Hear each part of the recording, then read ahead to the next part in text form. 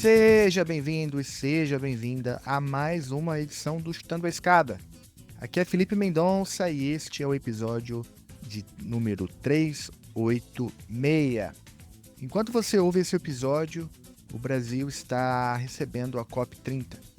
Todo mundo está olhando para o encontro a partir das grandes negociações internacionais, das metas de descarbonização, dos números da economia verde, e também do jogo de poder entre estados, algo inclusive que a gente gosta muito aqui, e também o papel das empresas, OIs, enfim. Hoje, porém, a proposta é sair um pouco do centro desse palco e olhar para uma outra dimensão, quase sempre invisível nos documentos oficiais. E aqui eu me refiro ao que essa crise ecológica faz com a nossa cabeça, com os nossos sentimentos e com as formas de viver em sociedade. Para isso, eu converso com Gustavo Lagares. Então, meu nome é Gustavo Lagares, eu sou formado em Relações Internacionais, mestre em Relações Internacionais também pela UFO, e doutor em Relações Internacionais com ênfase em Ecologia Política pela PUC Minas, né? Eu fiz uma transição de carreira, então fui indo da RI em direção à psicologia, mais especificamente à ecopsicologia nos últimos anos, e estou aí em diálogo entre essas duas áreas, né?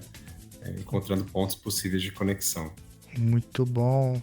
O Gustavo Lagares é formado em RI e é um especialista no tema, tem uma tese sobre o assunto e tem atuado na ecopsicologia. Atualmente, ele também atua numa clínica como psicanalista. Vale a pena conferir o trabalho desempenhado pelo Gustavo no Instagram dele, que a gente vai deixar na descrição desse episódio. Então, hoje a gente conversa sobre antropoceno, capitaloceno, ansiedade climática, luto ecológico, luto geológico, geofilia, enfim.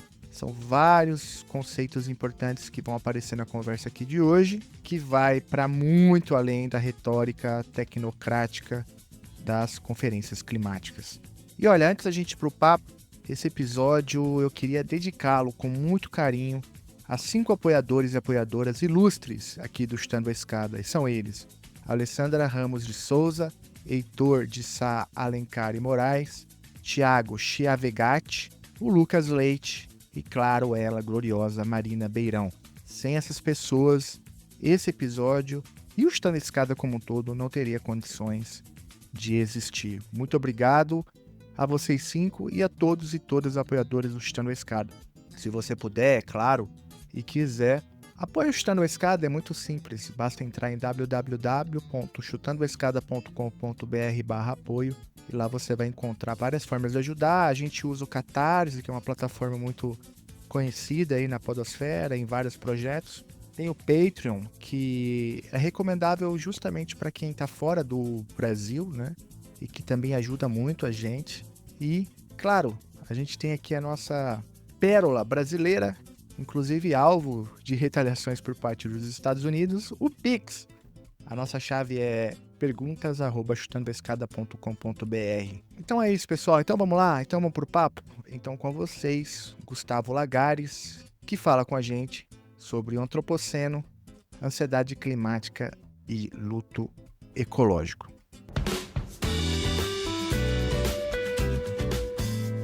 A escada é uma construção que serve para fazer um deslocamento vertical. Nem sempre é assim, mas tem um jeito de facilitar tudo isso. Elevador? Não.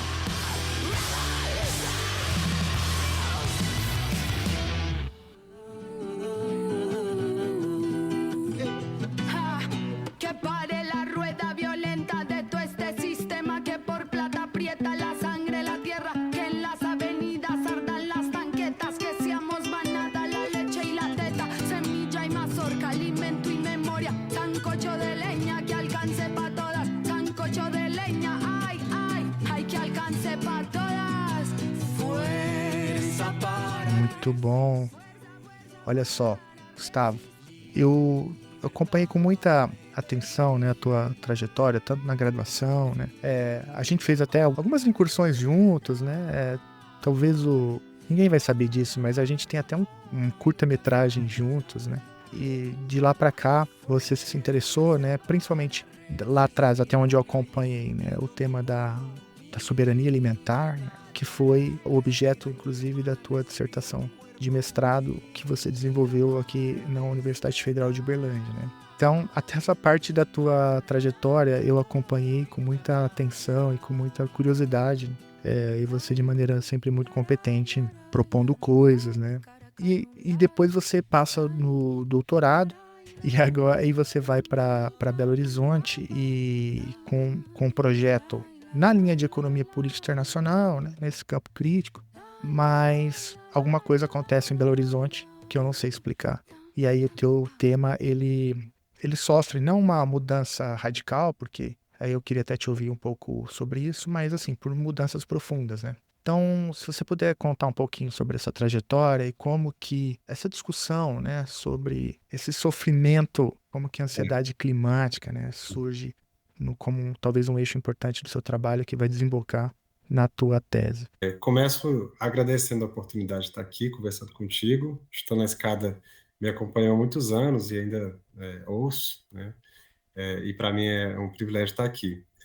Dizer também que sou muito grato à formação na UFA. Acho que a UFA foi uma universidade assim que me apresentou o mundo e me deu muitas perspectivas ampliadas, assim, tanto também no estudo, mas na militância e com os colegas.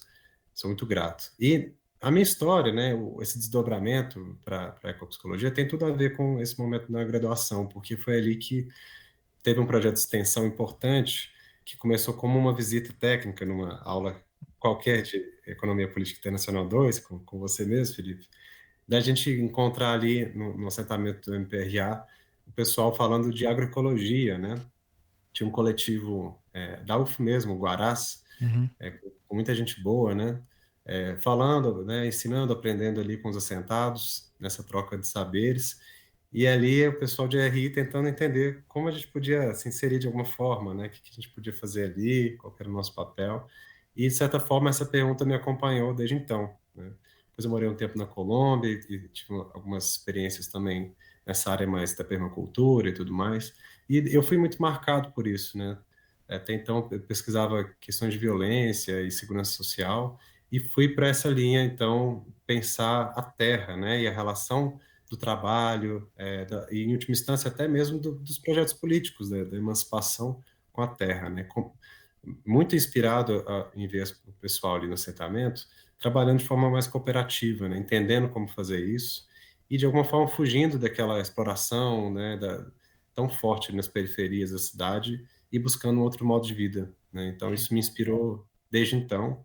E acho que o resto da trajetória foi eu tentando me encontrar nesse campo, né, e a possibilidade de achar esse lugar no internacionalista em relação à terra, né? Uhum. Interessante. Aí você, no doutorado, qual que foi o tema da tese? No doutorado, eu estava tentando entender como que a ecologia afetou a política, em última instância, né? Porque geralmente se pensa um pouco contrário, assim, né? Como que a gente está afetando a terra. Então, eu quis inverter um pouco essa questão, e tentar reinterpretar, então, a política, né? Ou essa política que a gente pode dizer que é a política moderna, né? Não, a partir desse acontecimento ecológico, né? Que a gente pode chamar de antropoceno. Então, foi buscar reinterpretar mesmo o campo, debandei mais para uma conversa filosófica, né? E ecosófica, em última instância, para poder dar sentido para isso, assim, de alguma forma. Uhum. Não, ótimo. E aí, olha só, Gustavo, tem alguns conceitos que são importantes para o campo, né? E leigos como eu talvez não consigam acompanhar, né? Por conta, enfim, de não ter ali a fluidez, né? A gente não é fluente nesse tipo de vocabulário. Mas a tua pesquisa e o artigo, né, que você publicou com a Rayane Rocha, né, que é intitulado O Mal-Estar no Antropoceno, Luto Geológico e Geofilia como Respostas Saudáveis à Perda da Estabilidade do Holoceno, que aparecem alguns conceitos, né, desse campo, e que eu queria fazer aqui um rápido estado da arte, né? O primeiro conceito é justamente o conceito de Holoceno, né, que é um conceito bastante importante, né, e o conceito de antropoceno. E daí vários outros que decorrem a partir daí. De certa maneira, o que eu venho buscando desde o doutorado é incorporar essa dimensão, então, que a gente pode chamar de geológica à conversa, né? Geologia é um campo que busca estudar a história da Terra, principalmente, né? Uhum. E seus funcionamentos, seus processos ali, e que a gente costuma associar a processos muito antigos, muito profundos, né, no tempo geológico, e que pouco dizem respeito à nossa vida atual, né? A não ser quem está procurando extrair algum minério, fazer esse tipo de olhar prospectivo, por exemplo, né? Mas houve um acontecimento, né, que está sendo decidido, o nome, a data ainda, né?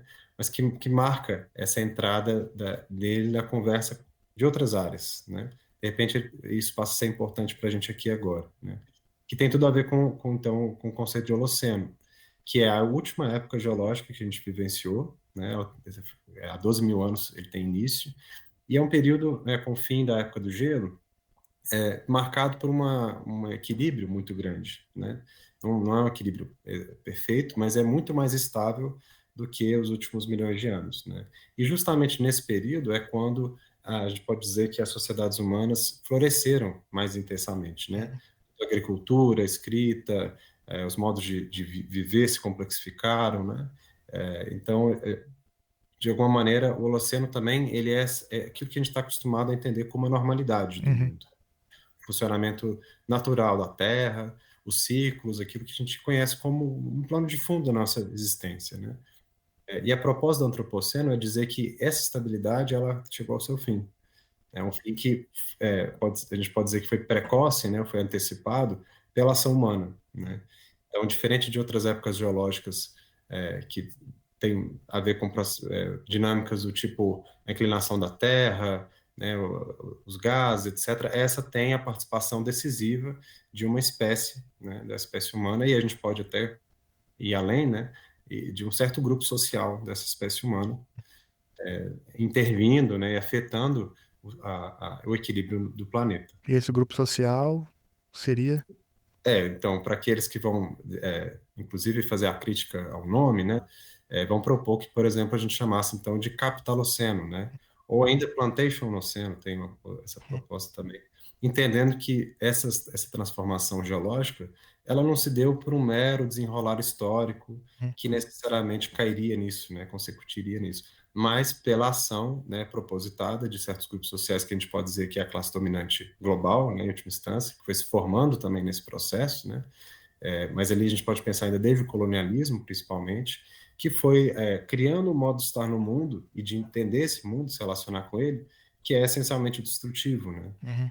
O plantation nasceu interessante porque ele parte dessa noção de que o modo de vida colonial, né, o habitat colonial, como o Malcolm Ferdinand define, ele passa a entender que tudo deve ser homogeneizado e padronizado para a única espécie, né, uma única forma de estar no mundo, mas também apenas algumas poucas espécies na produção. Uhum. Ali, desde a cana-de-açúcar, né, a gente pode pensar o início do processo de colonização do Brasil, para depois o gado, o milho, a soja, mas até para outras dinâmicas, né? O plantation você entende que todos os setores da economia vão se contaminando com esse modo de ver o mundo, que diminui a diversidade, né? E passa a ter uma relação utilitarista com a terra e todos mais, né? Com os trabalhadores, com todo mundo que está sendo de alguma forma explorado nesse processo, né?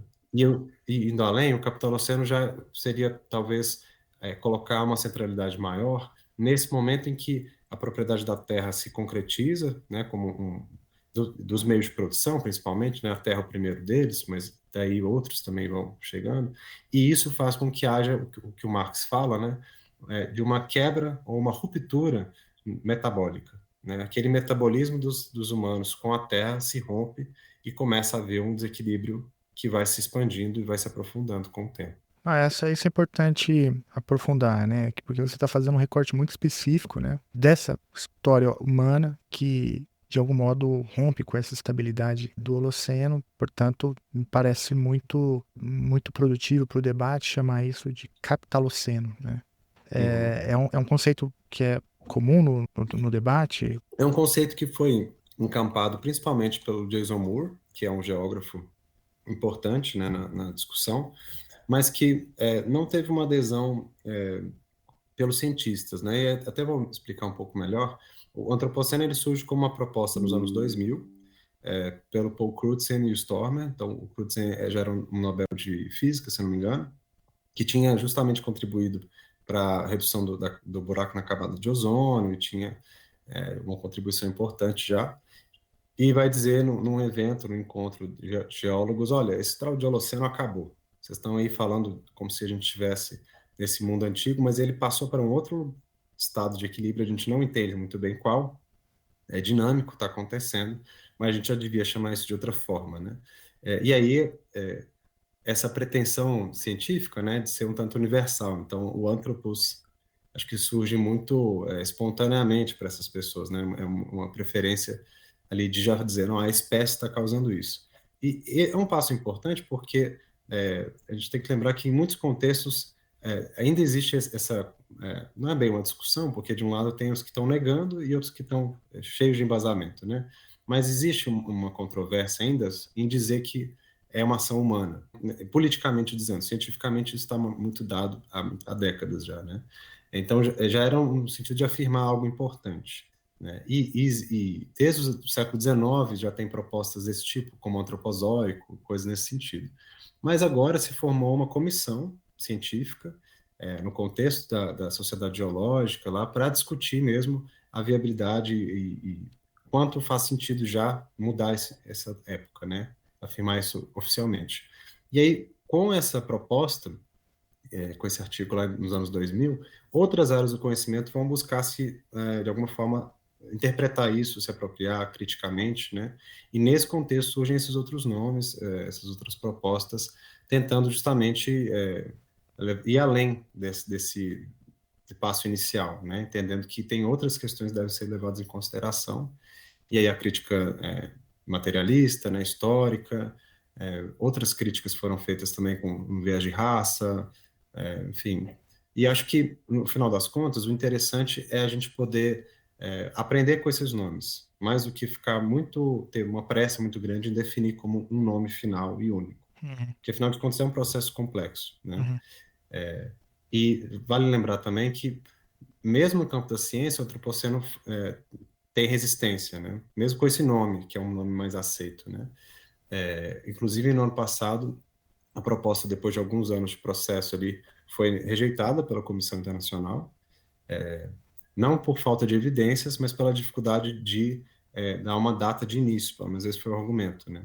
Tá, Porque tem várias ainda datas. focado no antropoceno. Sim, Uhum. sim. Então, escolheu qual data? Inicialmente, eles propuseram no século XIX, com o motor a vapor, a descoberta, etc. E isso já começa a alterar de forma mais significativa a atmosfera, mas a proposta que chega lá é da chamada grande aceleração, que é uma proposta, né, uma compreensão de que a partir dos anos 50, vários elementos, tanto do sistema terrestre quanto do sistema humano, digamos assim, né, disparam, né, tem uma aceleração muito significativa.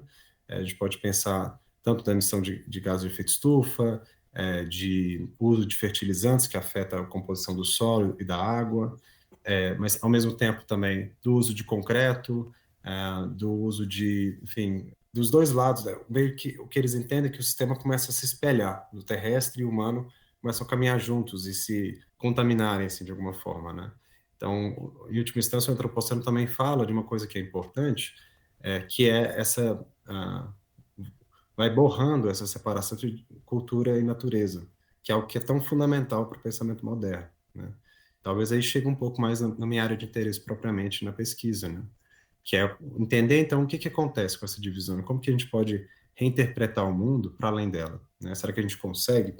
Tem formas de fazer isso? Então, era um pouco a minha vontade ali no começo da pesquisa, né? Mas antes da gente dar espaço, acho que tem uma coisa importante, né? Há ainda um debate na comunidade, enfim, que estuda esses temas, né? Sobre a origem, né? A data de origem, principalmente. E não com o efeito atual, né? Do antropoceno, porque, pelo que você bem salientou e que acompanho, assim, pela imprensa e tal, há um certo consenso, né, na comunidade científica de que, de fato, aquela longa estabilidade ela chega ao fim pela ação humana, né? Uhum. E você também salientou muito bem que a discordância ela fica restrita a um debate estritamente político, né? E aqui eu adiciono o elemento da extrema-direita que costuma, né, mobilizar, enfim, argumentos no sentido de minimizar, né, o impacto da ação humana para esse fim da estabilidade, como você bem definiu lá desde o Holoceno. Uhum. É por aí mesmo? Sim, o que eu acho interessante nessa conversa, Felipe, até adiantando talvez um pouco do que a gente vai entrar, você trouxe a extrema-direita, né? De certa forma, o interessante é pensar que a extrema-direita ela antecipou isso, né? E talvez essa seja a força dela. E antecipou tanto o fim do Holoceno, mas também o fato de que então a gente se encontra nesse momento geológico novo, em que aquele acordo civilizacional que a gente tinha chegado, né? A gente pode dizer a gente, mas a gente pode pensar ali no pós-guerra, né? Em que e aí eu estou de certa forma fazendo uma alusão à fala do Latour no Onde Aterrar, né? De que todos poderíamos prosperar, né, e que haveria um desenvolvimento universalizável, né, isso começa a ficar evidente que não tem base na realidade. Né? Primeiro porque a gente já sabe que para alguns países se desenvolveram, outros tiveram que ser explorados e colocados às margens do sistema global, né? Que para que, portanto, eles pudessem chegar a esse patamar, eles teriam que explorar algum outro, né? Só que a Terra é finita, né? E as nações também. E segundo, porque a própria base material que permitiu esse tipo de desenvolvimento e esse processo de formação desses países com esse patamar de tecnologia, de bem-estar social, etc., não é viável permanecer ao longo do tempo. Né? Existem restrições, ou que os cientistas chamam de limites planetários. Né? Então, de alguma forma, a extrema-direita, já percebendo isso, né, ou ainda antes da extrema-direita, né, o que o autor vai dizer é que as classes dominantes mesmo, né, ele chama de elites ali, mas nos anos 60 para 70, tem uma pesquisa, acho que é da... Agora me fala qual que é uma empresa de petróleo que ela chega à conclusão de que os gases de efeito estufa iam se acumulando e que eventualmente isso gerar problemas sérios, né? Então, percebendo já essas pesquisas, etc., eles fazem uma campanha de desinformação muito forte, né? Contratam, inclusive, os mesmos publicitários que faziam campanha para negar a causa que o cigarro causava câncer, né? Contratam essa galera e fazem uma campanha 100 vezes maior para poder segurar ao máximo o fato de que as emissões de gases provenientes do petróleo ali, e de outras causas, teriam um tipo de desestabilização global. Né? Então, isso fica, por um tempo, a gente pode dizer que até o James Hansen aparecer no Congresso americano e falar, olha, não tem como mais a gente negar isso. Né? E ali, de alguma forma, esse debate volta a circular. E nesse processo, o autor correlaciona, então, a percepção dessa inviabilidade desse modo de vida para todo mundo, né, com uma mudança de postura dessas classes, né, que vão passar a entender que o que eles precisam fazer é assumir de que não tem mundo para todos, assumir esse fato, e a partir disso, começar um processo de desestruturação daquele estado de bem-estar social que já não se sustenta mais. Né? Então, de alguma forma, e desfazendo essas estruturas de amparo social, mas sem admitir o processo que estava acontecendo. Eles não podiam dizer, olha, agora tudo mudou. Então, eles criar uma forma discursiva de dar novo sentido para isso. E o neoliberalismo seria o resultado, então, disso também. Né?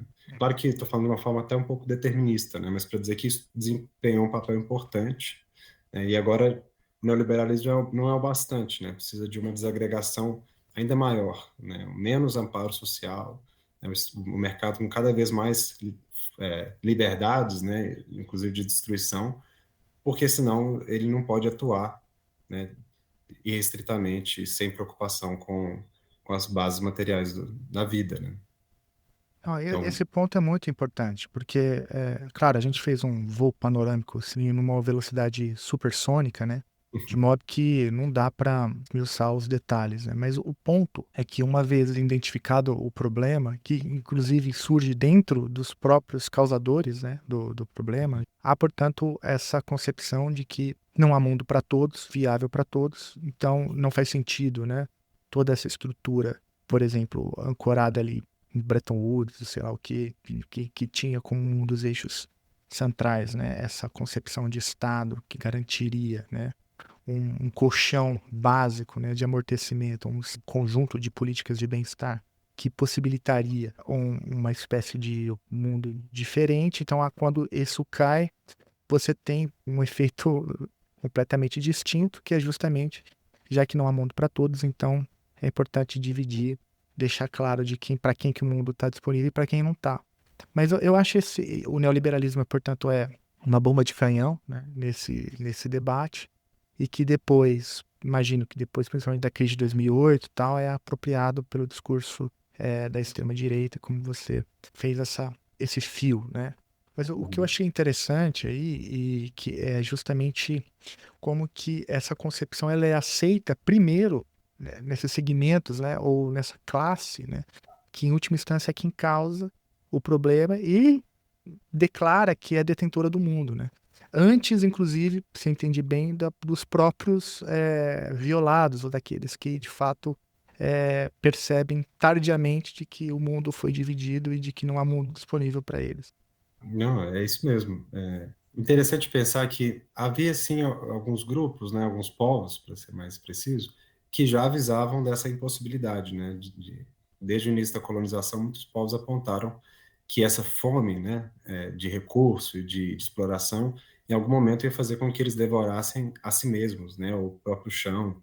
Essas metáforas são bem abundantes, assim, um exemplo é o próprio A Queda do Céu, do Davi Copenau, né? Ele fala justamente desses comedores de terra. Mas, ao mesmo tempo, uma massa, a gente pode pensar assim, um grande número de pessoas, né, que viu e usufruiu em algum nível desse progresso econômico, né, ou pelo menos acreditou poder usufruir disso, e que agora vai se dando conta de que essa promessa ela é um tanto infundada, né, e até mesmo pela postura, a gente pode pensar Trump, né, e outros líderes ali que já assumiram que o mundo é só para poucos, né, começarem a se questionar o quanto isso se sustenta ainda. Né? Uhum.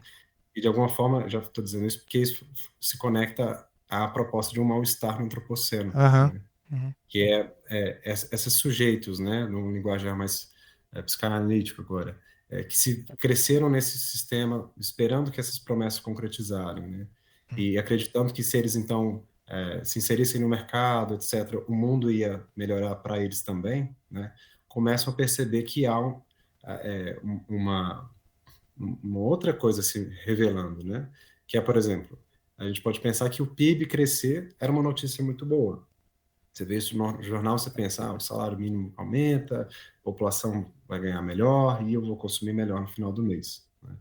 Agora, à medida que a gente vai se dando conta, né, de como o funcionamento normal da economia capitalista destrói as bases da vida na Terra, né, e já gera efeitos de extremos climáticos perceptíveis, né, basta pensar nas enchentes do ano passado, as Uhum. queimadas que foram recorde, vai tendo uma compreensão de que, pelo contrário, né, a expansão dessa economia acontece em detrimento do meu bem-estar e da minha perspectiva de vida, das minhas gerações futuras. Né?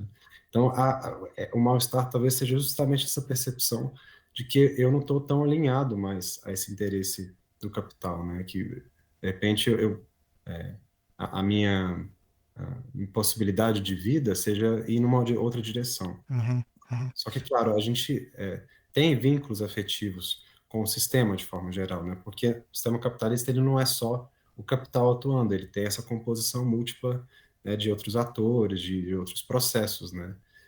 A gente, por exemplo, posso dizer que a gente se vincula muito às cidades, é o modo de vida da Claro. cidade. Mas a cidade ela é um retrato, né, de uma organização social voltada para difusão máxima de mercadorias e trabalhadores. Né? Ela tem esse formato para suprir essa demanda, principalmente. Né? Então, começa a mexer em última instância, com o nosso próprio modo de vida, né? O modo que a gente se entende no mundo, nosso papel no mundo, nosso lugar aqui. Né? Então, minha percepção ao longo da pesquisa da tese, o que foi me gerando essa curiosidade por um olhar mais subjetivo, né, foi perceber então que existia uma dimensão de crise existencial em jogo, né, mais do que apenas uma questão de eu vou mudar um pouco meus hábitos de consumo, fazer escolhas mais conscientes, votar em candidatos verdes, né, Até porque o que a gente percebe com o passar do tempo é que mesmo figuras que se colocam, né, a favor do meio ambiente, de questões desse tipo, na prática tem políticas muito ambíguas, né? Uhum, Pode pensar no caso do PT, né? O PT, ele assume agora de novo, né? E tem uma redução considerável do desmatamento da Amazônia, mas o Cerrado está aumentando, uhum, né? Mas eles estão liberando a pesquisa, prospecção, né, de petróleo na Amazônia. Então, se esse partido que prometeu, né, e que assume esse compromisso ali de início, também não supre, né, que expectativa que a gente pode ter da política tradicional, né, política uhum. com maiúsculo, né? Então isso vai fazendo com que os sujeitos tenham que lidar com esse fechamento de horizonte, né? Uma perspectiva que vai ficando e aí a gente chega talvez no ponto para citar dessa frase, né, de que é mais fácil imaginar o fim do mundo do que o fim do Sim, capitalismo. do Porque fim. imaginar o fim do capitalismo significa imaginar o fim das nossas vidas como elas se dão no capitalismo. Uhum, E isso a gente não faz facilmente, né? Isso demanda uma transformação interna muito profunda, né? uhum. E coletiva também, né? Não é como se a gente individualmente fosse capaz de desfazer isso também. Mas antes da gente entrar, então, aí, né, na máxima aí é mais fácil pensar o fim do mundo do que o fim do capitalismo, né? E também até a mesma concepção ali do mal-estar, eu acho que tem alguns conceitos importantes para a gente te ouvir. Que veja, aqui a gente falou um pouco sobre ansiedade climática, né? Que é como o tema chegou até mim pela imprensa, principalmente. Mas há também o conceito de luto geológico, que é o que vocês propõem, né? Tem o luto ecológico, tem a solastalgia, ou seja, uma porção de conceitos que cada um a seu modo, com mais ou menos profundidade, né? Tentando capturar um pouco o efeito, né? Essas alterações estruturais que acontecem no mundo acabam deixando nas pessoas, né? Daria para fazer aí um sobrevoo sobre isso, sobre o conceito de luto, até a ideia do luto, né? Ela traz muito já esse tom existencial, né? E que também tem a ver um pouco com essa sua preocupação, né? De fazer a conexão dos temas que estão na economia, estão em relações internacionais, estão na história, estão na ecologia, estão na psicologia, né? Interessante, né? A ecoansiedade é o conceito que você falou até conheceu pela imprensa, né? Uhum. Que mais se espalhou nos últimos tempos para a gente falar do que alguns definem como ecoemoções, né? Então, é a ecoemoção mais difundida, mais conhecida, né? Por que isso, né? A gente pode se perguntar.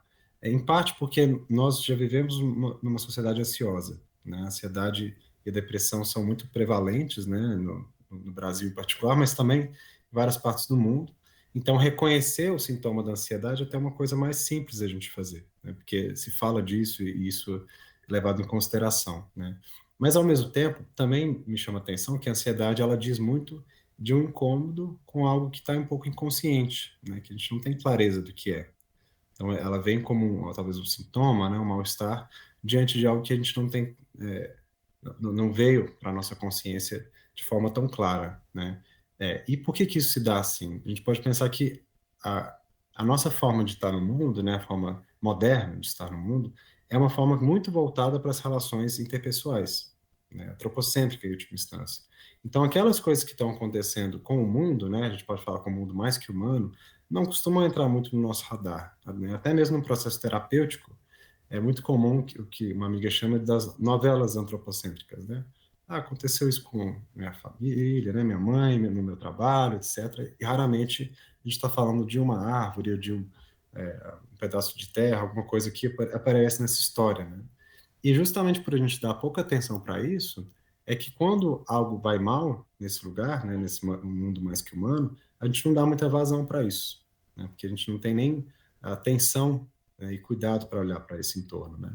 Até mesmo porque nas cidades o mundo não humano ele resiste apesar do concreto e dessas estruturas todas que a gente foi construindo, né?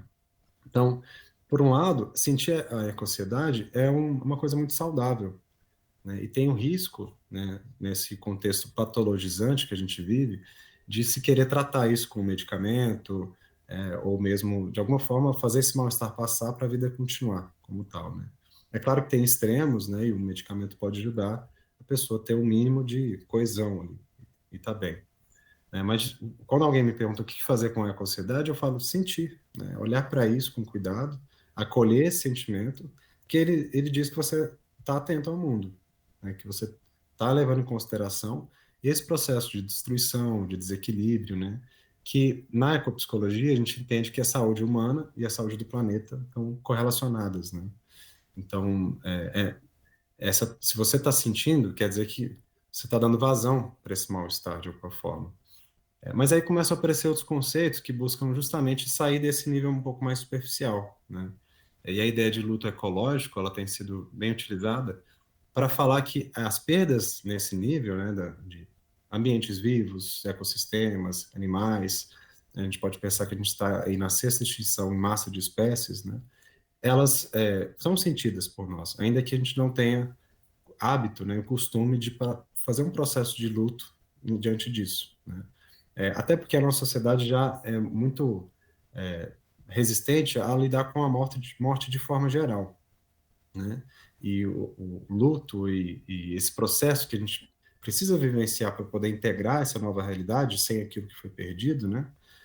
Já não é muito praticado, né? Já é uma coisa que vai ficando meio de lado, a gente já tem que voltar a produzir e a vida que segue, né?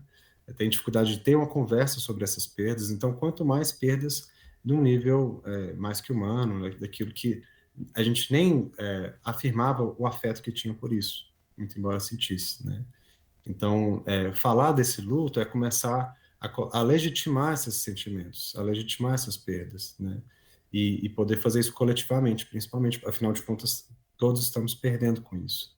E é interessante, porque na pesquisa sobre luto ecológico, tem um trabalho do Consolo e Ellis, né? Eles estudaram com os Inuit, ali perto do Alasca, né? E para eles essa mudança é muito intensa, né? Porque eles estão perdendo ali aquela paisagem de vida deles. Então a neve está derretendo, né? O gelo está derretendo, e eles já não conseguem, por exemplo, ir caçar onde eles caçavam antes, né? Os animais já não aparecem como eles conheciam, os seus processos começam a mudar. Então todos os povos, na verdade, que vivem mais intimamente com a terra, né? Eles vão ter essa sensação muito mais afetada, né? Tem um caso também no Xingu, tem até um documentário com esse mesmo nome, né? Para onde foram as andorinhas? Que tem um povo, não sei se os Kayapó agora me falha, que o ancião, né, vai dizer, olha, as andorinhas que me mostravam o tempo de plantar, quando elas apareciam na primavera, e elas não estão mais aparecendo. Então, eu não sei mais quem me referenciar nesse lugar, né? E ele vai perguntar, para onde foi o tempo da nossa história, né? Ele se faz esse questionamento. Para a gente que está na cidade ou que vive um modo de vida um pouco menos atento a essas coisas, pode passar menos percebido, né? Mas tem casos, por exemplo, que a pessoa, no meu aniversário sempre chovia, ou sempre tinha alguma coisa e não está acontecendo mais. Então essa percepção de algo está mudando, né? E o que a gente tentou trazer na nossa pesquisa foi incorporar essa dimensão geológica à conversa também, porque é muito comum a gente pensar, então, uma floresta que queima, um animal que se perde, mas a gente poderia olhar isso de uma dimensão mais sistêmica, né? E o que eu tentei fazer desde a tese até é incorporar esse tal de sistema terrestre em outros olhares sistêmicos, né? Então, a ideia de um luto geológico é reconhecer que, mais do que perdas pontuais, a gente está vivenciando uma profunda alteração da nossa relação com o mundo, que esse mundo já não se comporta mais como a gente esperava e a gente estava acostumado com ele, né? E mais, né? Uma consequência dessa alteração, que é esse mundo, a época de chover, as temperaturas que faziam aqui, o funcionamento desse plano de fundo altera, mas também ele afeta a nossa forma de viver, né? Pode inclusive limitar essa forma de viver.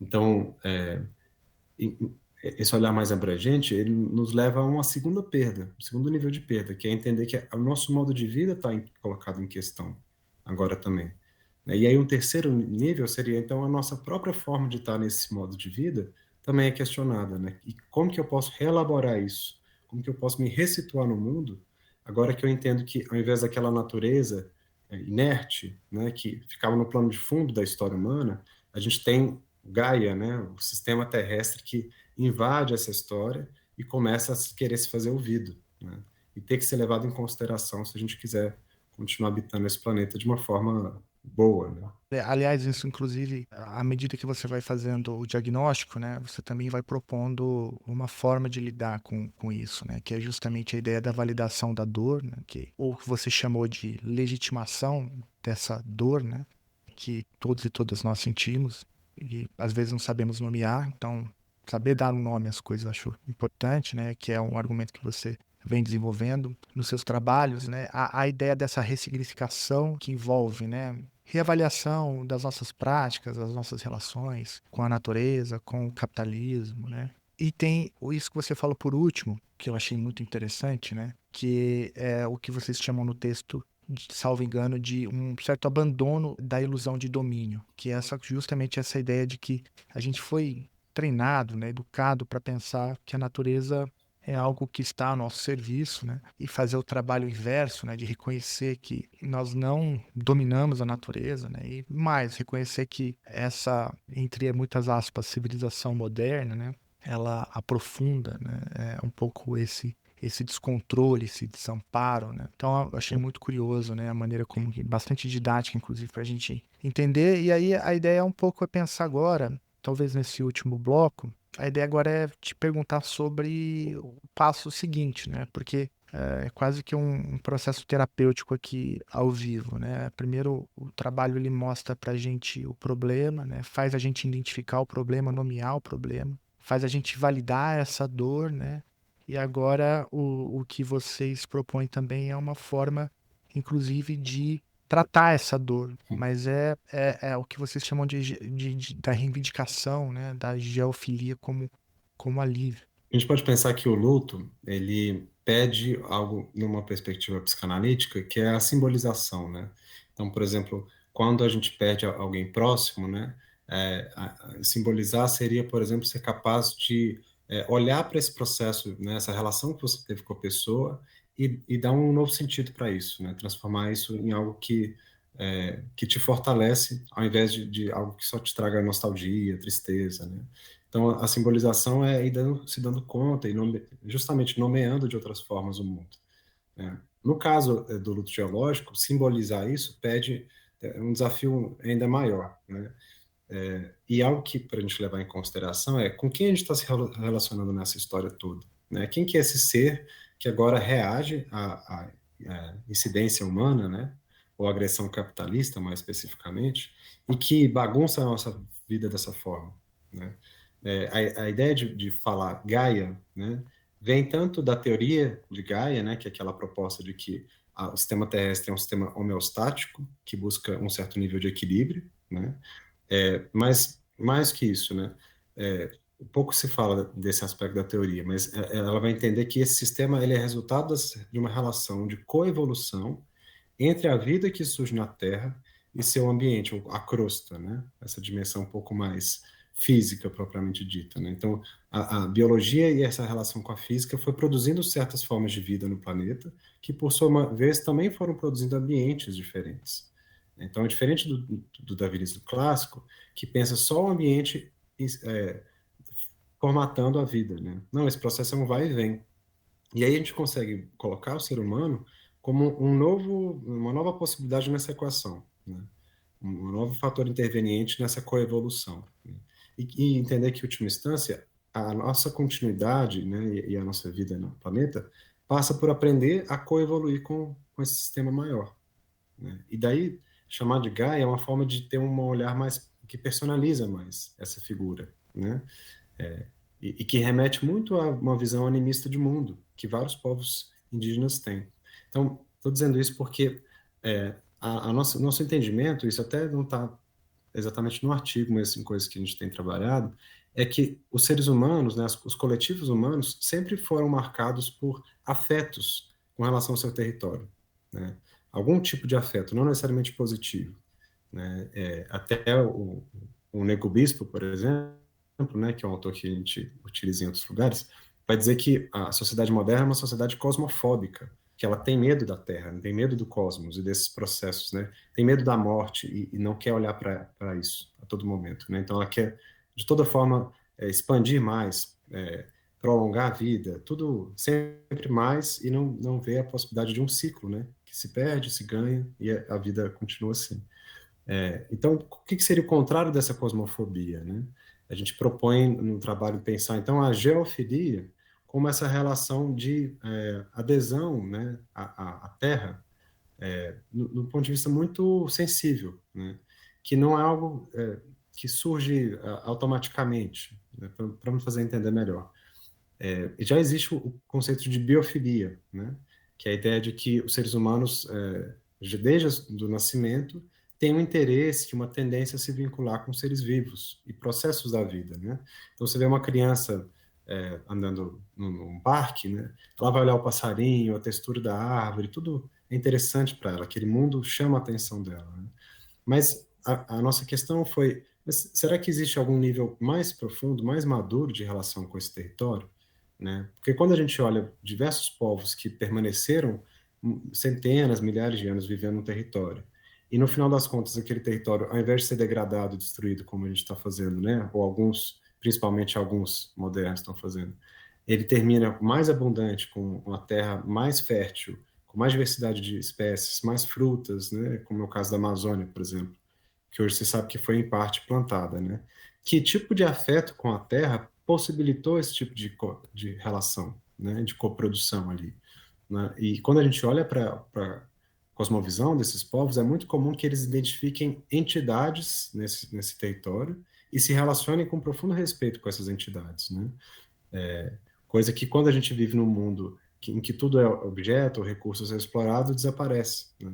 Então, a geofilia seria a capacidade de identificar essas entidades ou essas forças que compõem o território e negociar a sua existência com elas, né? E agir de uma forma mais recíproca, né? Que é um princípio diplomático, né? A gente pode pensar como isso é uma coisa da diplomacia brasileira, né?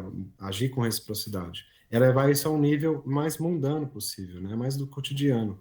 Né? Entender que para você se relacionar com o ambiente e, no final das contas, esse ambiente ser melhor, mais favorável para você viver no futuro e as gerações, ele pede coisas também, né? Até o livro do Nego Bispo, a terra dá, a terra quer, né? E o nosso sistema de produção de alimento, que é de onde eu vim estudando, ele é muito, muito unilateral, né? Ele pede a todo momento safras recorde e devolve nada para a terra. O que ele joga é veneno, né? Agroquímicos de todo tipo, fertilizantes, maquinário compactando o solo, enfim. Então não tem essa correlação, né? E aí a geofilia entraria justamente como um modo de habitar essa terra, esse território, que, reconhecendo essa necessidade de reciprocidade e respeito, começa a repensar seu modo de estar ali para poder ser mais recíproco. Uma coisa que eu acho importante é da gente, e até uma proposta da ecopsicologia, né, é entender que, por muito tempo, o discurso ambientalista se pautou muito em emoções como medo e culpa, né? Então, de alguma forma, mostrar como a gente está fazendo errado, ou medir a nossa pegada de carbono, e ter algum tipo de autocobrança, né? Eu devo mudar por causa disso, daquilo. E a proposta ecopsicológica é pensar, se a gente surgiu da Terra, né, foi evolutivamente produzido por essa Terra, será que não tem outros afetos que nos conectem a ela, né? Emoções mais afirmativas que nos movimentem, né? Entendendo que, se não for pela via do desejo, da vontade de vivenciar essas relações com o planeta, né, a gente não tem muita esperança mesmo. Então, talvez um convite para quem está ouvindo, né, pensar que a gente pode fortalecer esses vínculos com a Terra, fortalecer essa vontade de estar imiscuído com a Terra, de alguma forma participando de mutirões agroecológicos, replantios em áreas tão degradadas, né, mais do que simplesmente limitar o seu consumo, né? Tem uma postura mais que a gente pode chamar de mais regenerativa, né? E que amplia os potenciais e as possibilidades de vida, ao invés de focar na restrição, né? Porque muita coisa a gente pode deixar de fazer ao longo do tempo, isso vai perdendo sentido, né? À medida que a gente se engaja nessas novas relações. Então, acho que o convite é um pouco esse. E a prática ecoterapêutica, né, que eu acabei não mencionando, é justamente exercer isso de algumas formas, né? Então, existe a prática, por exemplo, de banho de floresta. É algo muito simples, né? Você entrar no ambiente florestal e se permitir ali, com os terpenos, né, que são moléculas que são liberadas pelas árvores, pelo som dos pássaros, da água, né, voltar para um estado de equilíbrio maior, interno, né, fisiológico também, né? Faz bem para o sistema imune, para o sistema circulatório, e entender que a gente pode atuar em parceria com as florestas, em parceria com os seres vivos, né? E levar isso a um último nível, que é um pouco que eu propus na tese, né? É uma ação cosmopolítica, em que a gente compõe e excelência politicamente com o mundo todo, né?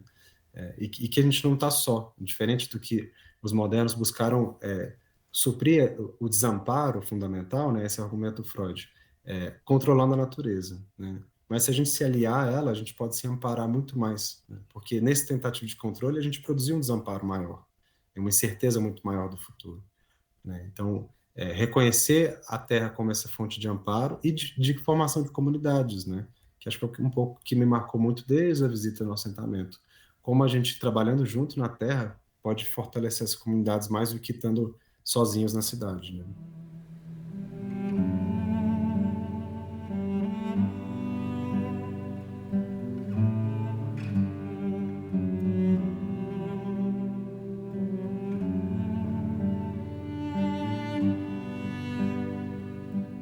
Gustavo, obrigado demais aí pelo seu tempo. Parabéns pelo seu trabalho. Eu adorei te ouvir. Eu que agradeço, Felipe. E eu agradeço pelo convite, a alegria estar falando aqui. E te agradecer por tudo, porque você tem um papel super importante na minha trajetória, assim. Eu sou muito grato.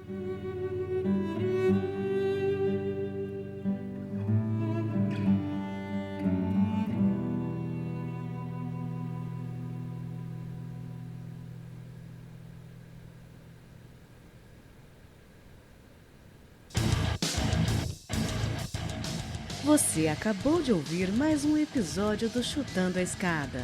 Para apoiar, acesse chutandoaescada.com.br/apoio.